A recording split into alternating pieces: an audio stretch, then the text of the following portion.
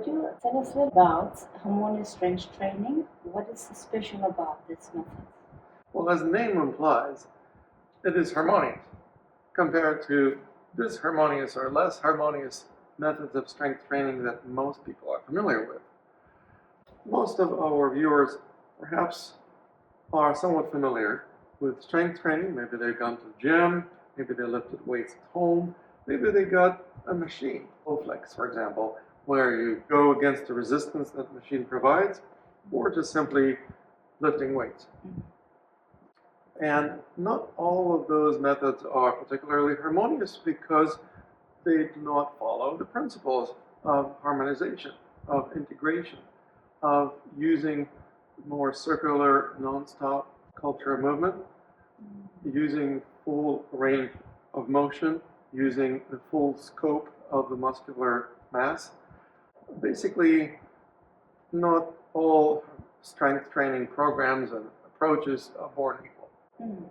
And what makes harmonious strength training special is exactly that, the utilization of the principles I'm talking about. It also helps you harmonize the physiology of the body with your physical actions. So the benefits of this training? Yeah, the benefits of the training are that you become more in harmony with how your body works. You understand how your body works better. You develop a greater ability to use your muscle mass to full extent, or at least a higher percentage of the utilization of the muscle mass. You may be familiar with the idea how we don't usually use the full brain capacity. Most of us use it maybe 10, maybe 15% of our brain capacity on a daily basis. Well, that's a pretty poor utilization of your brain. However, the brain is not the only thing that we're using relatively poorly. Our muscles also often use just the 10 or 15% of their full capacity. In other words, out of all the 100% of muscle fibers, maybe only 10% are firing when the central nervous system sends the signal to the muscles to contract. As a result, we don't feel strong.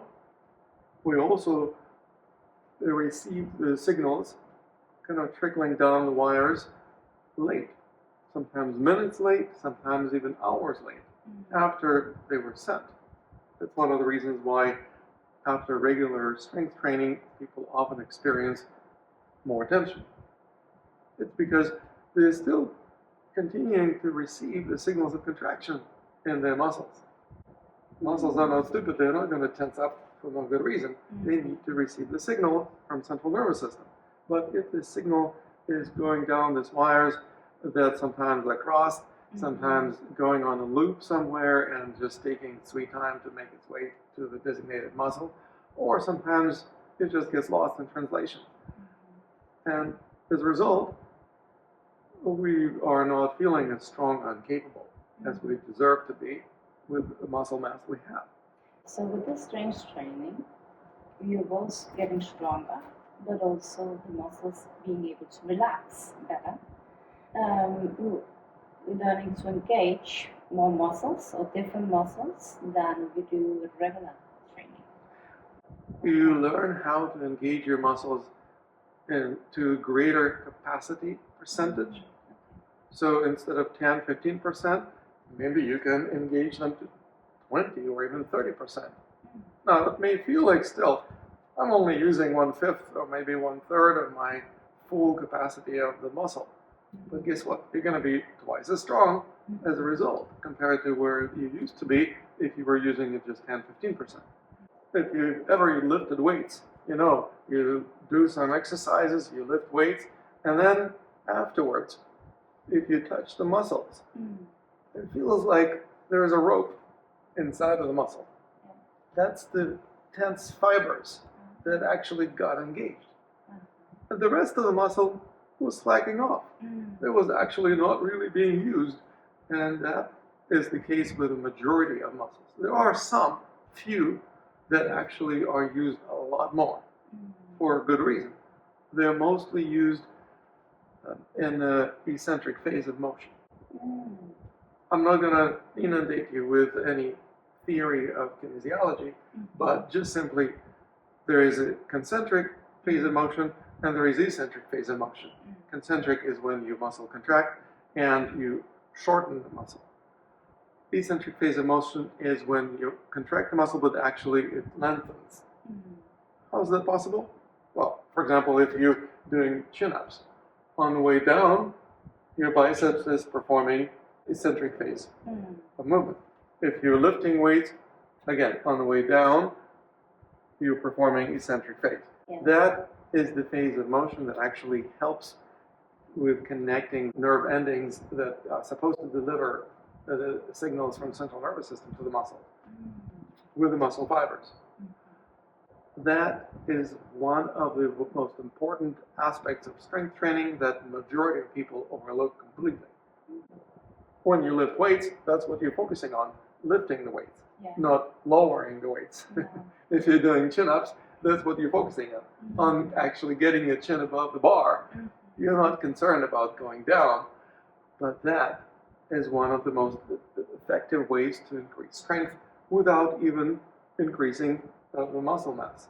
Doing both the concentric and the eccentric at the same time, how long time will you need to train then, for example? Would that be similar as regular strength training, or would you actually be able to achieve more in a shorter amount of time? Yes. You will be able to achieve more in a shorter amount of time because you're not relying on hypertrophy of muscle. You're not relying on breaking down the muscle fibers so that they would regrow, and in most cases, they regrow stronger and bigger. That's what bodybuilders do. They basically injure their muscle fibers by lifting heavy weights or lifting weights to the point of exhaustion. And then the muscle regrows bigger and stronger in most cases. But what we're learning is how to use the existing muscle mass, existing the fibers, connecting them more efficiently. So that actually takes less time because you don't have to go through the rigmarole of breaking down your muscle fibers to regrow them again. It also means that you're not sore after workout because you didn't injure your muscles. Yeah, that is interesting because even though that I would like to get stronger, I would also like to keep my flexibility. Yes. And sometimes I get more stiff after training. So almost everyone gets stiff after training using stereotypical traditional strength training protocols. Why? For exactly the reason I just mentioned. One is that you're breaking muscles down, and two, you actually continue receiving the signals that the central nervous system sent to the muscles, even hours after the workout. The following day, maybe you wake up in the morning and you go, I can't move. I'm so stiff. Why is that? It's because you overtrained. You literally become stiffer and less flexible as a result of strength training. So then you have to do what? Well, most people think I have to do some stretching, which only adds insult to injury because it creates a stretch reflex. So in other words, there is a smarter way to train. As you like to put it, we train smart instead of hard. So it's different with harmonious strength training. Yes. About also facilitating flexibility or keeping flexibility in muscles. Because flexibility is the result of becoming stronger. Now, believe it or not, stronger muscles can be more flexible. Why? Because they can afford being more relaxed. Makes sense. Most people confuse tension for strength. So they think if I'm strong, it means I'm supposed to be tense. And vice versa. If I'm tense, it means I'm strong. Wrong. No. Tension is not a sign of strength. It's a sign of weakness. In other words, if your muscle is strong, it can perform its function without much ado. It's the weak muscle that gets easily overwhelmed and then it gets sore and stiff and overtrained because they get overwhelmed. Overwhelmed and stiffness afterwards is not a sign of strength. So what do we need? We need to become stronger so that we can become more relaxed. And as a result of strength training, we can actually develop greater flexibility and range of motion, which sounds preposterous to most people who've ever done strength training. They would be like, what are you talking about? When I lift weights, I become stiffer and less flexible. That's why we don't lift weights. We use a radically different way of strength training. We use self-resistance. How do we use self-resistance? Pretty much every muscle in the body has a muscle antagonist, with a few exceptions of, let's say, heart muscle and sphincters. So what does it mean? It means that, for example, if I'm flexing my fingers, I also have the muscles that can extend my fingers. So when I flex, I clench my fist. When I extend, I open my palm. Each of the groups of muscles has the antagonist. So if I can only clench the fist and I don't have any muscles that would open the palm, that's disability. If I only have the muscles that open the palm and I don't have the ability to close it, that's another form of disability. Most of us humans, have both flexors and extensors. These are not the only pairs of muscles. For example, we also have muscles, abductors and adductors. Abductors move the arm away or the leg away from the center line, and adductors bring the hand, arm, or leg closer to the center line. We also can move arms back and forth. We can also move head side to side. We can move torso in various ways. Basically, all of these muscles have antagonists. And what we do is we engage the antagonists to work against each other. So, for example, if my arm can extend using the triceps, I can also flex my arm using the biceps. What if I engage them against each other? But at the same time. At the same time. Then they will be working against each other. Then when I am extending my arm at the elbow, the biceps is going through eccentric phase of motion. The triceps contracts and shortens. Now, if I start flexing the arm at the elbow, biceps is shortening, it's a concentric phase. But the triceps is lengthening, that's the eccentric phase.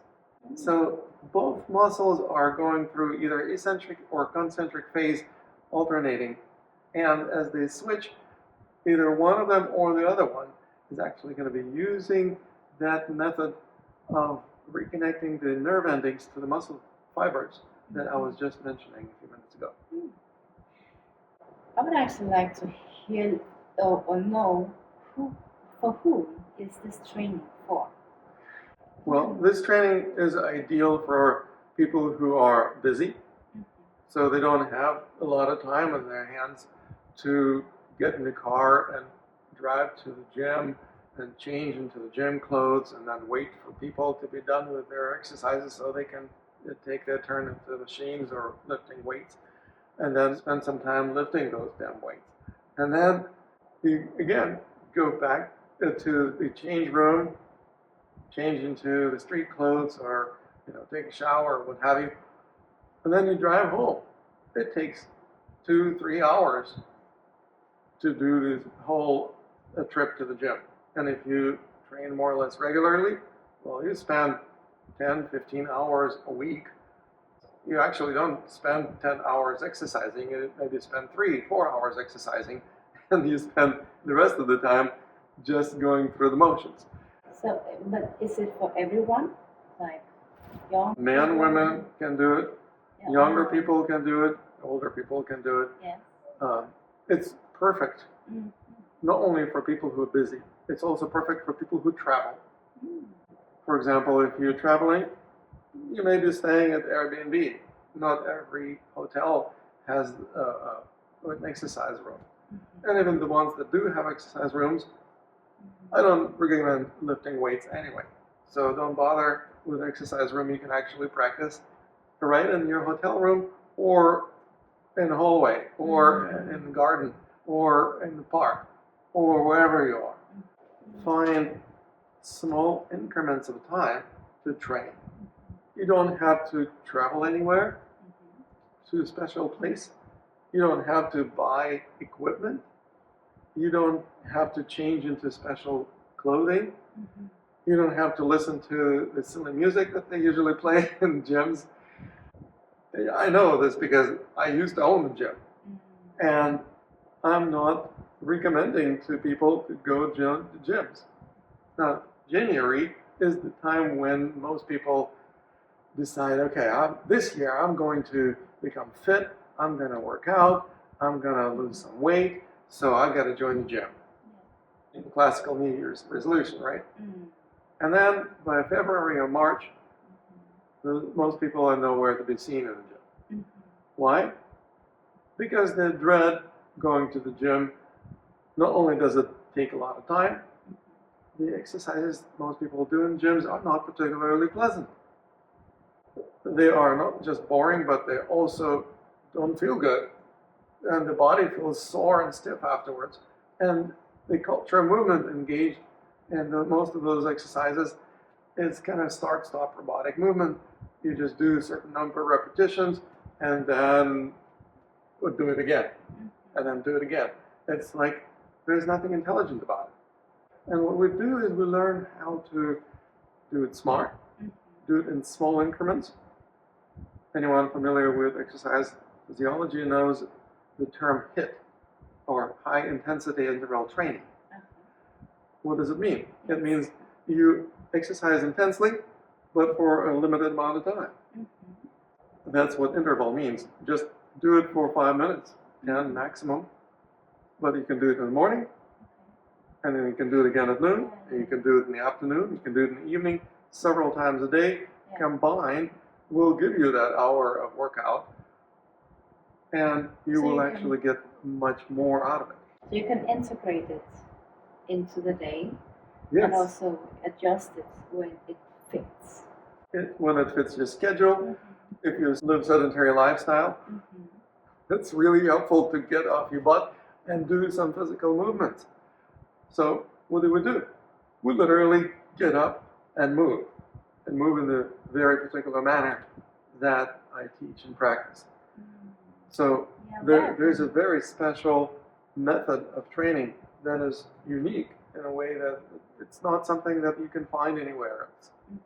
So that instead of just sitting for prolonged periods of time, you get up, you move, you train, go back to whatever you're doing, then get up again, move again, train again, then go back again to whatever you're doing. So basically it creates a different lifestyle. Less sedentary, more infused with movement, fitness, and greater wellness. I'm curious to hear, when you use our own muscles antagonist to do the strength training, is there any aspect where we also facilitate in inner strength? It's similar to inner motivation, self-discipline, resilience. In other words, those qualities that most people don't develop consciously very often.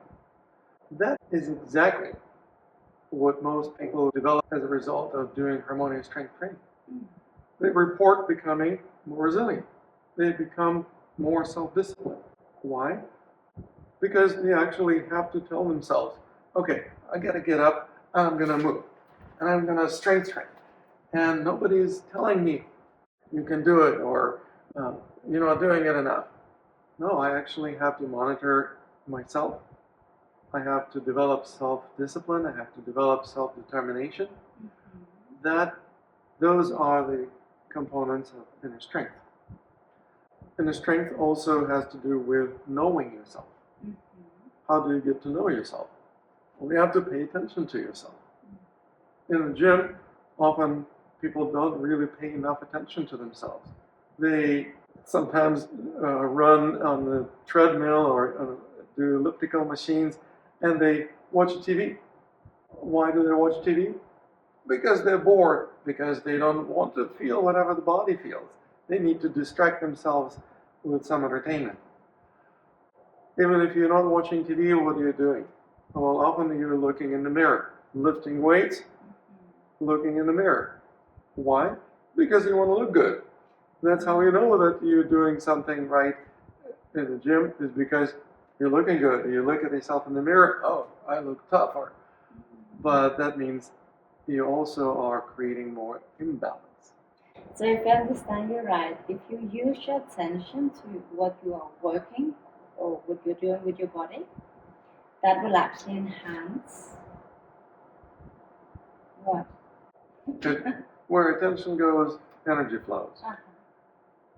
If you pay attention to yourself, where does the energy flow? Back to yourself. Yeah. It creates a massive circulation of energy within your system. That is the key to self-empowerment. Most people don't pay enough attention to themselves because they have a hard time focusing on that which they don't accept. If they don't have full self-acceptance, they will have a hard time paying attention to themselves, because it's hard to pay attention to that which you don't accept.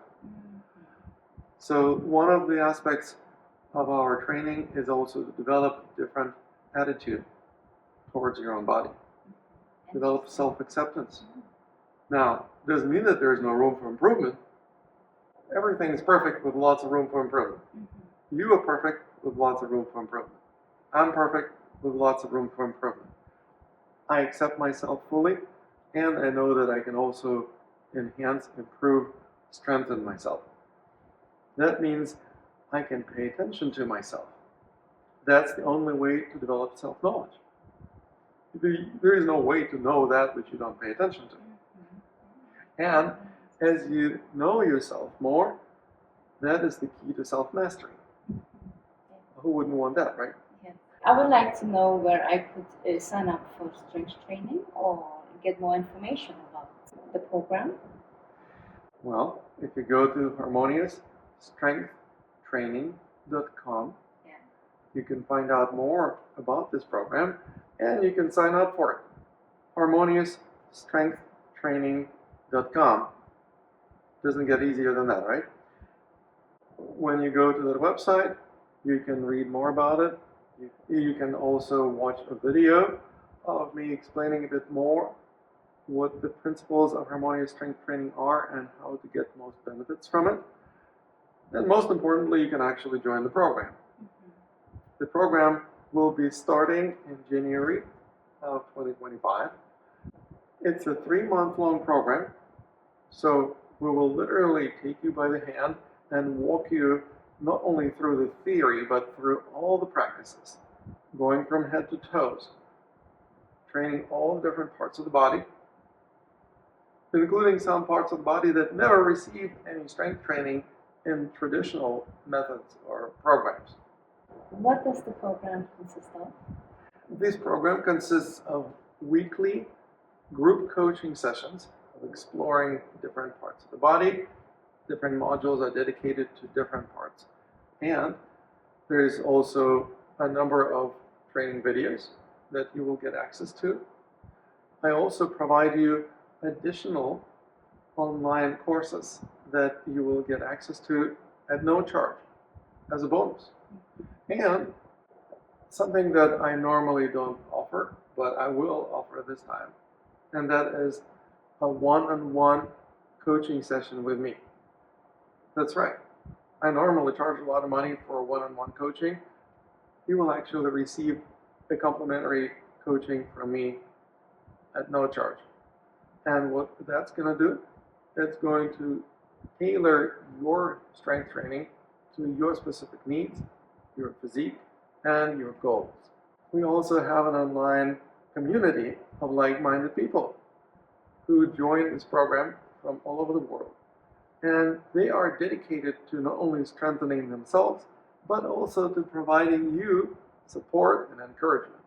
Go to harmoniousstrengthtraining.com, read all about it, watch some videos, discover some testimonials, but most importantly, sign up for the program.